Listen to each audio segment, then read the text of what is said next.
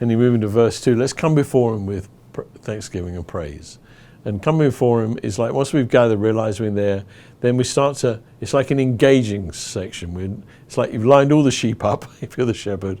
You've got them all pointing the right way now. They're all pointing, looking at the real shepherd, the king. And of course, once you start looking at the king, then you move into a second stage. You're not just focusing.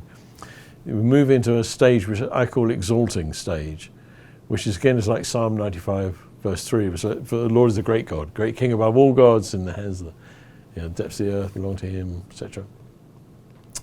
And when we exalt God, so that's an exalting stage, but that should lead to a further stage. If we just keep declaring how great God is, we're not starting to engage in meeting with him. So that naturally leads into a stage of adoration, realizing he is a great God, so let's come kneel before him. And then there's a further stage that sometimes we stop short of, and that's where we actually meet with him. In the Wimber terminology, he calls that intimacy with God. There's other ways of saying it, but it is a case of we actually meet with him. For the Lord, he is our God. He is our God. I heard a story once of like describing like this is imagine as a Buckingham Palace, where the Queen lives. People know where Buckingham Palace is. You must have seen it on television.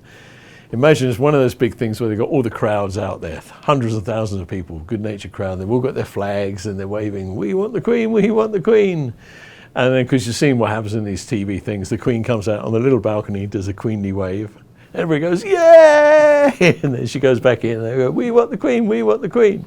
Well, imagine this. This is a good picture of worship in these stages. Imagine if one of the Queen's guards came across the Buckingham Palace yard to me, and if I was there, and he said, "Mr. Piercy, the Queen would like to meet you." And it opens a little gate and I step inside the yard at Buckingham Palace and I've got my flag and I'm going, "We want the Queen, we want the Queen." And then he takes me across the yard and through the door, I'm in Buckingham Palace and I'm going, "We want the Queen." And there's a long corridor with all the pictures of kings and queens of England, red carpet, and I go up these stairs and I've got my flag and I'm still shouting, "We want the Queen." And there's a big red carpet through these doors with a throne at the end and the Queen sitting on the throne. I walk all the way down this carpet, I've got my flag and I'm going, "We want the Queen, we want the Queen." And I'm stood right in front of her with my flag and I'm shouting, "We want the Queen." And don't you think somebody at that point would say to me, "She's right here. She's right here. You don't have to shout anymore." And at that place, you kneel and you say, "Your Majesty." And I think that's the picture of the journey of worship. We need to gather, we're outside, we're shouting, "God is good, God is good," but it's not enough. We need to move in recognizing who we are, move into a place of adoration, then a place of intimacy.